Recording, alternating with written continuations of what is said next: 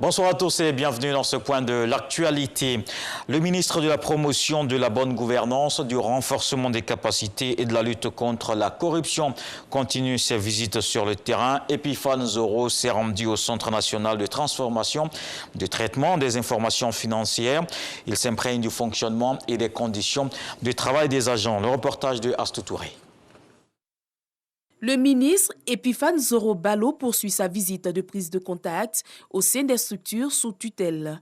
Après la Haute Autorité pour la bonne gouvernance, le ministre de la Promotion de la bonne gouvernance, du renforcement des capacités et de la lutte contre la corruption est au Centre national de traitement des informations financières, CENTIF.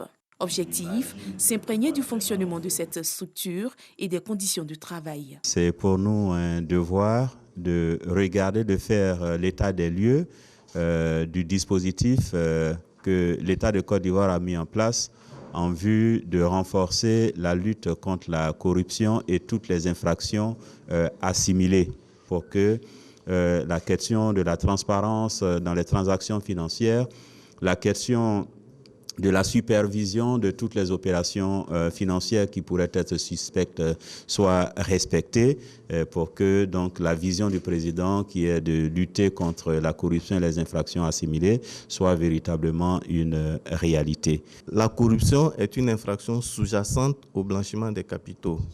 Et au nombre des infractions dont nous avons connaissance que nous traitons, ce sont tous ces crimes-là contre lesquels nous luttons, y compris la cybercriminalité. Une visite de prise de contact, de travail et d'échange qui va s'étendre à d'autres structures toujours sous tutelle. La Côte d'Ivoire et le Burkina Faso s'engagent à mutualiser leurs efforts pour la paix. Ils entendent partager leurs expériences afin de parvenir à une réconciliation durable dans leurs pays respectifs. Une déclaration faite par les ministres en charge de la réconciliation au Burkina Faso et en Côte d'Ivoire, Kouadio Konan Bertin, a reçu son homologue burkinabé, Didier Nguessan.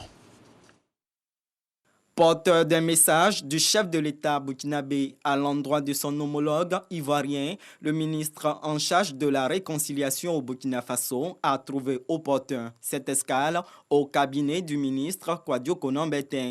Zéphirin Diabré et Kouadio Konan Bertin entendent mutualiser leurs expériences dans le cadre de la réconciliation afin d'assurer à leur mission commune le succès escompté. Propos réitérés par le ministre ivoirien de la réconciliation et de la cohésion sociale qui promet lui emboîter le pas avec en prime la fraternité entre les deux peuples. Liés par une communauté de destin, les peuples ivoiriens et burkinabés marche dans les sillons tracés par les pionniers qui ont su construire cette coopération ivaro-burkinabé. Dans le reste de l'actualité au Tchad, après une matinée de violence, le calme semble être revenu dans la capitale N'Djamena. La coordination citoyenne Wakitama appelait à des marches dans tout le pays pour protester contre les autorités de transition installées après la mort d'Idriss Déby. Le conseil militaire a officiellement interdit cette manifestation. Les forces de sécurité sont largement déployées dans les rues, policiers et militaires stationnés à de nombreux endroits. Les marcheurs qui avaient osé sortir ce samedi matin ont été très rapidement réprimés. En Irak, une nouvelle attaque au drone piégé contre les Américains. L'appareil s'est écrasé tôt ce samedi sur une base aérienne irakienne abritant des Américains. Un mode opératoire déjà utilisé par les factions pro-Iran en Irak et ailleurs au Moyen-Orient. La coalition anti-djihadiste emmenée par Washington en Irak a précisé que l'attaque, la quatrième en moins d'une semaine, n'avait fait aucune victime, mais qu'un hangar a été endommagé. Une explosion survenue ce samedi près d'une école à Kaboul, en Afghanistan. Au moins 25 morts et des dizaines de blessés, dont des élèves. Le nombre de victimes pourrait augmenter, a déclaré le ministère afghan de l'Intérieur, qui ajoute qu'une enquête pour attaque terroriste est ouverte.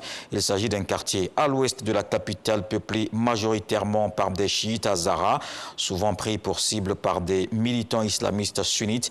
Les autorités à Kaboul craignent une recrudescence des violences alors que les États-Unis ont entrepris de retirer leurs forces d'Afghanistan 20 ans après leur déploiement à la suite des attentats du 11 septembre 2001 sur leur sol. Et puis dans le journal de 20h, on aura un invité dans la page culture. On va parler d'une haute personnalité religieuse qui, toute sa vie durant, était au service des autres cheikh. Boakari Fofana, l'homme, sa vision et son œuvre. C'est le titre de l'ouvrage sous la plume de Touré en Léo. On se retrouve donc à 20h pour la grande édition.